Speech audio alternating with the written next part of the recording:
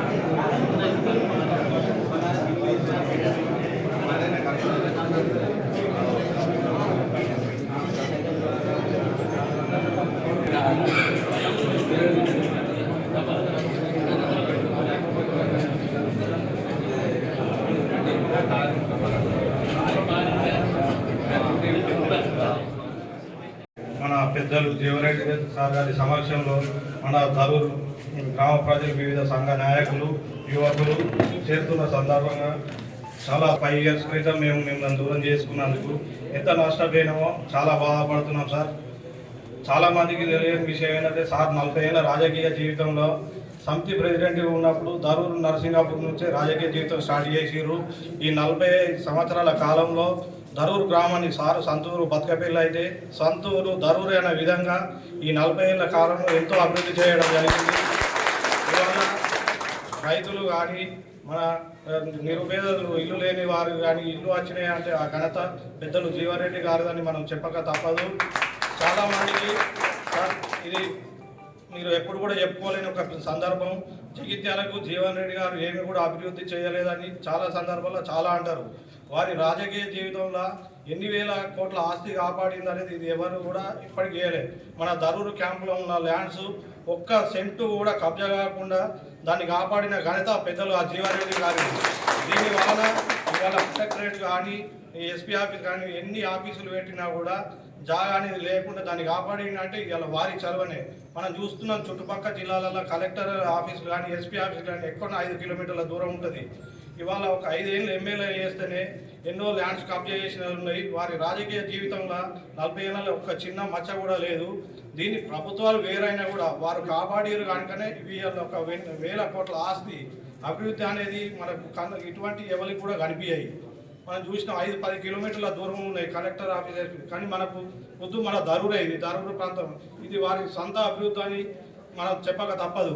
అలాగే మా దరూరు గ్రామాన్ని సార్ మీరు 40 ఏళ్ళలో మీ సంతూరు లెక్క చూసుకున్నందుకు సంతోషం సార్. చాలా మీరు ఓడిపోయినందుకు బాధ ఉన్నది సార్. కానీ మీరు పెద్ద మనసుతో మాకు పార్టీలకు ఆహ్వానించినందుకు సంతోషం సార్.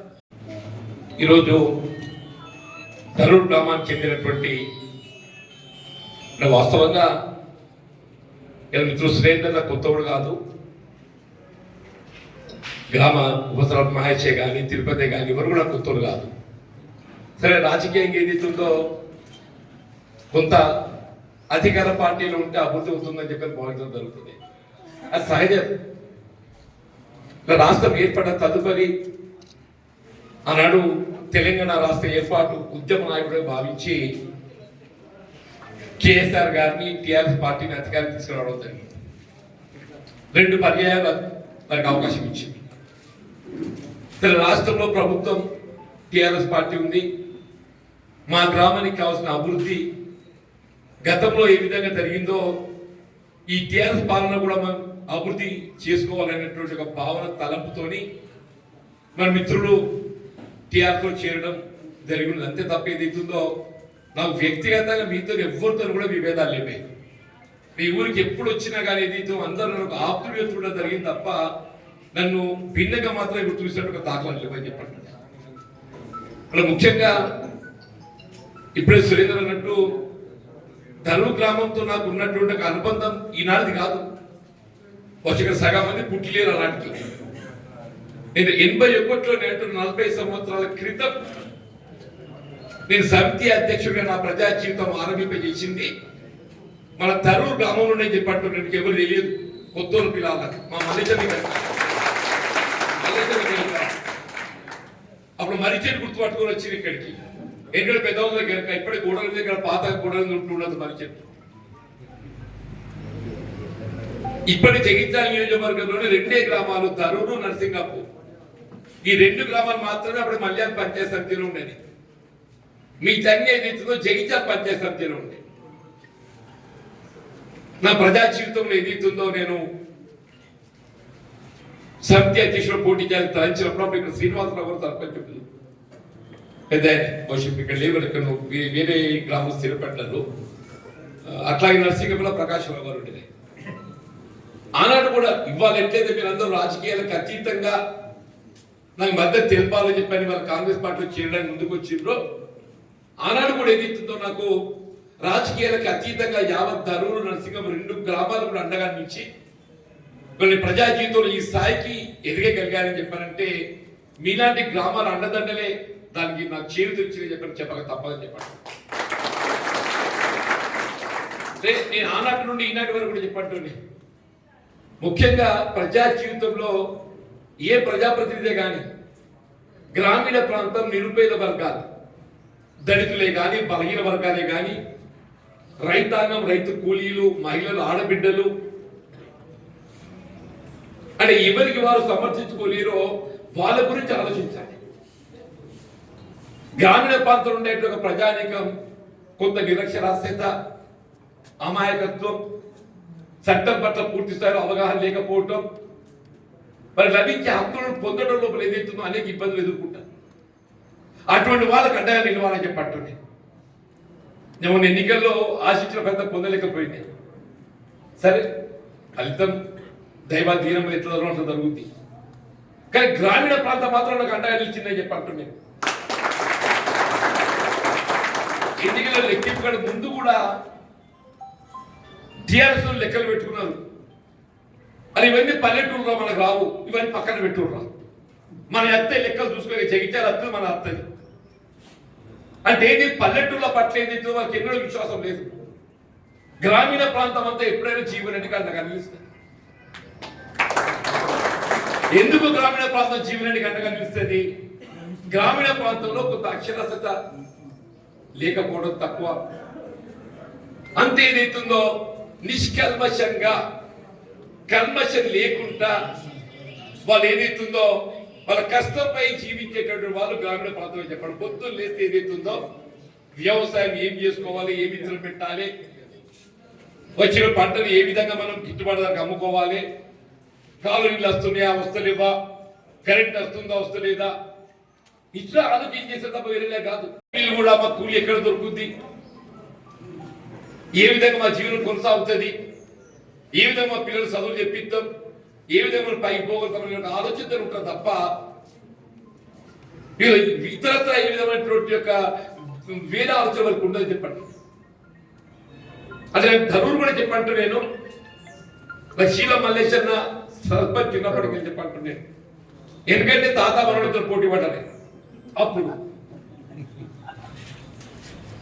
తాత మనం పోటీ పడితే ఎక్కడ పెద్ద మనిషి కాబట్టి మల్లేశ్వరం సర్పంచ్ వాళ్ళు ఇద్దరు ఒకటే ఇల్లు, ఒకటే ఇల్లు. ఇక వేరే వాళ్ళు ఎందుకు రాని వాళ్ళిద్దరు పోటీ పడాలి. నాకు ఈ కుటుంబంతో నాకు ఇబ్బంది కాదు, అనుబంధం చెప్పంటున్నా. నేను ఏ మల్యాల పంచాయతీ సమితి చెప్పాను నేను ఈ శీలములతో ఎదుగుతూ నాకు అప్పటికెళ్ళి కుటుంబంతో అనుబంధం ఉందని చెప్పండి. రైతు కుటుంబాలు కాబట్టి చెప్పండి. ఈ గ్రామం ఏదైతుందో జగిత్యాల నియోజకవర్గంలో మొట్టమొదటి గ్రామమే. ఊరు సొరుదలో ఏదైతుందో ఉన్న గ్రామాన్ని చూస్తారు, ఆ ఊరు చూసి ఏదైతుందో ఈ నియోజకవర్గం పర్లేదు బేస్ ఉందని చెప్పారు. కాబట్టి ధరువును ఏదైతుందో అభివృద్ధిలో అగ్రగామిగా నిలపాలని ఒక భావన తలంపుతో ఏదైతుందో నేను ధరువును కావాల్సిన సౌకర్యాలు కల్పించడంలో ప్రాధాన్యత ఇవ్వడం జరిగిందని చెప్పండి. ఈ గ్రామానికి కల్పించిన రోడ్డు సౌకర్యం వాస్తవంగా ఇవి అనుకుంటా అలాగే అయ్యే పనులు అలాగే చెప్పంటున్నాను. నేను అదృష్టం కొద్ది ఆర్ఎండ్బి మంత్రి అయినా, మంత్రి కావడం వేరు. ఆ మంత్రిగా బాధ్యతల నిర్వహణలో ఏదైతుందో నా ప్రాంతాన్ని నేను చేయగలుగుతా. బహుశా నేను అనుకున్నప్పుడు ఈ గ్రామస్తులు ఎవరు కూడా నరసింగాపురం కానీ ధరుడే కానీ ఈవెన్ అంతర్గామ కానీ ఈ కెనాల్ మిగిలి బైపాస్ రోడ్ ఎత్తులో చెప్పి ఎవరు అనుకోలేదని ఎవరు అడగలేదు. అనుకున్నారా మీరు ఎవరన్నా? భవిష్యత్తులో జగిత్యాలపై వాహన రద్దీ తగ్గాలి. నా ప్రధాన ఇప్పుడు ఆలోచన చేసిన జగిత్యాలపై పట్టణంపై వాహన రద్దీ తగ్గాలి. పట్టణంపై వాహన రద్దీ తగ్గాలి ఏం చేయాలంటే బైపాస్ వేయాలి. ఇలా బైపాస్ కొత్త రోడ్డు వేయాలంటే సమస్య భూసేకరణ. మనం గమనిస్తున్నప్పుడు కరీంనగర్ రహదారి ఏర్పాటు చేయడం అని చెప్పారంటే భూములు కోల్పోయే వాళ్ళకి ఏదైతుందో వాళ్ళు ఎంత ఇబ్బంది పడుతుందో మనకు తెలియదు కాదు. ఏ విధమైన భూసేకరణ లేకుండా శ్రీరామ్ సాగర్ ప్రాజెక్ట్ నిర్మాణ దశలో నిర్మాణం చేసిన కాలువలకు అనుసంధానంగా ఉన్నటువంటి యొక్క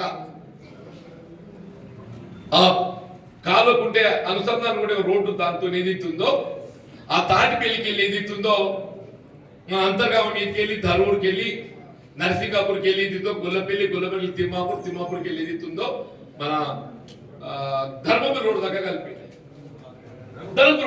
చెప్పండి. ఆ పొలాస కాలేజ్ అదే ధర్మపురి పొలాస కాలేజ్ దాకా కల్పించమని చెప్పండి. ఎవరు కూడా ఊహించలే అసలు ఈ రోడ్ ఇట్లా అవుతుందని చెప్పని. నేను ఎప్పుడైనా రైతుల పక్షం కనబడతానే. నేను కాపుదాల కొన్ని నాకు ఎత్తు ఉంది, వ్యవసాయం ఉంది. మీరు అందరూ అవమానపడతారు నిజంగా నీకు ఎట్లున్నాయని చెప్పాలి. నాకు నిజంగా ఎట్లున్నాయని చెప్పంటున్నాను. అందరూ ట్రాక్టర్తో దుంటారు, నాకు ట్రాక్టర్తో కూడా ఏదైతుందో నాకు గడ్డిదార కొట్టిన గొర్రెలు ఉన్నాయి. గొర్రెలు గడ్డిదార కొట్టుకుంటాను కోసం 2 ఎడ్లు కత్తలు కొట్టుకున్నా. ఇప్పుడు కొండగా నాకు ఎట్లున్నాయి కత్తలు ఉన్నాయి చెప్పండి. నేను ఎందుకు సరిగ్గా వ్యవసాయం చేస్తాను ఏమవుతా నేను తింటాను చెప్పాను కాదు. నేను ఒక రైతుగా అందులో లోటుపాట్లు సమస్యలు తెలవాలని చెప్పంటే నేను వ్యవసాయం సొంతంగా చేస్తేనే ఆ కష్టం నాకు తెలుస్తుందని చెప్పి నేను వ్యవసాయం చేస్తున్నాను చెప్పండి.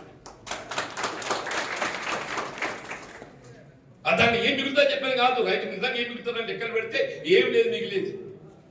ఒకటే అన్నట్టు ఆ భూమి మాత్రం మిగులుతుంది. ఏదైనా భూమి మిగులుతుంది, దాన్ని కాపాడుకుంటున్నాం మనం. వ్యవసాయం చేసి ఏం చేస్తున్నాం చెప్పడం కన్న తల్లి అంటే భూమిని కాపాడుకుంటున్నాం అని చెప్పంటున్నాం. ఈ వ్యవసాయం చెప్పడం అది ఏమవుతుందో తెలియదు, ఎవరు కాపాడుతుందో తెలియదు. రైతుల పరిస్థితి అట్లా ఉందని చెప్పంటున్నాను. మద్దతు ధర గిట్టుబాటు కావటం లేదు. ఆ మద్దతు ధర కల్పనకు ప్రభుత్వం ప్రకటించే మద్దతు ధర రైస్ మిల్లర్ దోపిడీ చేస్తున్నాడు. చుండకాయ దోస్తున్నాడు చెప్పంటున్నాడు. నిజమాబద్దమే. నేను ఆనాడు రైస్ మిల్లర్తో కొట్లాడినా ఇలా ప్రభుత్వ పక్షాన ఉండి కూడా రైస్ మిల్లర్ దోపిడీ అధికారులు పెట్రోల్ ఏదైతే 110 రూపాయలు అయితే, డీజిల్ ఏదైతే ఉందో 99 రూపాయలు అయితే చెప్పంటున్నా. ఎక్కడ 55 రూపాయలు, ఎక్కడ 100 రూపాయలు అని చెప్పంటున్నా. ఈ 45 రూపాయలు ఎక్కడ పోతుంది? ఎవరి జేబులోకి పోతుంది? ఎవరి మీద భారం పడుతుంది? సామాన్యుడి మీద భారం పడుతుంది. గ్రామీణ ప్రాంత నిరుపేద వర్గాల రైతాంగం, రైతు కూలీలపై ఈ భారం పడుతుంది. ఎవరి జేబులోకి పోతుంది? ఆయిల్ కంపెనీల జేబుల్లోకి పోతుంది. ఆయిల్ కంపెనీల జేబులోకి పోతుందని చెప్పండి. మీరు ఒకసారి గూగుల్ కొట్టుండ్రు. నాకంటే మీరు తెలియగలరు, రేపు చదువుకున్నాడు అదేంటన్నా కొట్టరాదు. అది ఈ టెలిఫోన్లు వచ్చినాక పొలాన్ని బాగా నేర్చుకున్నది, అది ఎట్లా కొట్టుడు. ఈ సంవత్సరం ఏదైతే ఆయిల్ కంపెనీలో 75,000 కోట్ల లాభాన్ని ఆర్జించిన 75,000 కోట్లు అని చెప్పండి. ఆయిల్ కంపెనీలో 75,000 కోట్ల లాభాన్ని ఆర్జించినాయి. ఎట్లా ఆర్జించినాయి? సామాన్య ప్రజానికంపై ఏదిస్తుందో భారం వేసి ఆయిల్ కంపెనీలు 75,000 కోట్లు ఆర్జించినాయి. నిజమాబద్దమే. మరి దేశం ఎదుగుతుంటే నువ్వు గరీబుని పొట్టగొట్టి ఆయిల్ కంపెనీ కడుపు నింపుతుంది. ఎరగానా? నేను గెలిస్తే మీరు కాంగ్రెస్ కత్తులు రాకపోవడం తెలియదు కానీ మేము జీవుడి జీవన ఓడిపోయిన అన్యాయమైందిరా. ఏమైనా మంచి ఈసారి ఏ అవకాశం వచ్చినా జీవుడిని గెలిపించాలని మీరున్నారు కాంగ్రెస్ లోకి వచ్చారు.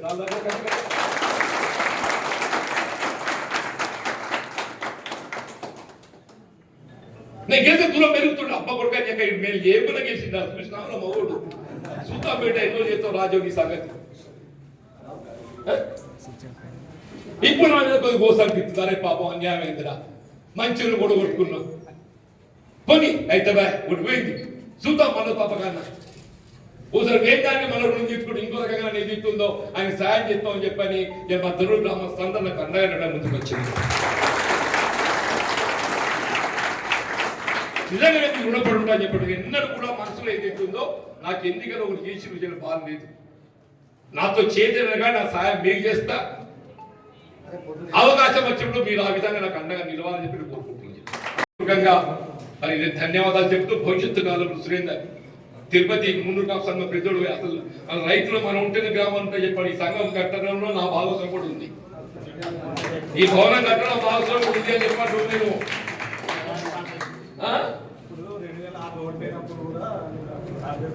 అదే అంటున్నా, భాగస్వామ్యం ఉంది అని చెప్పంటున్నా.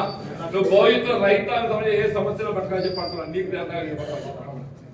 మహేష్ మా గ్రామ పంచాయతీ సభ్యులు ఇక్కడ అందరూ కూడా చెప్పంటున్నాను. మళ్ళీ ఇంకో కేవలం కాపాలు కోసం ప్రతినిధి అనుకోకండి. కాపులు రైతులు వాళ్ళు ఉంటారు, వాళ్ళతో పాటు ఇతరు మన వృత్తి వాళ్ళు కూడా ఉంటారు చెప్పండి. మా యాదవ్ సోదరు ఇక్కడ బాల భవనం కంటే యాదవులకు ఉన్నావా, యాదుకున్నావా నీకు గొర్రెల కాపులు కట్టినా లేదా? మరి ఏసీలో కట్టే పెద్ద భవనం కట్టే ఏసీలకు అన్ని సంఘాలు కట్టినా నేను. ఏదైనా నాకు అందరూ తోబుట్టులు అంటాడని చెప్పండి. దయచేసి ఏదైతుందో గతం గత, రాబోయే దినం మనది. తప్పకుండా ఏదైతే రాబోయే కాలంలో ఏదైతుందో గతాన్ని తలపించే విధంగా భవిష్యత్తును వెతుక్కుందామని చెప్పని మీరందరూ నాకు అండగా నిలవడానికి ముందుకు వచ్చిన మరొకసారి ధన్యవాదాలు చెప్తూ సెలవు తీసుకుంటున్నాను.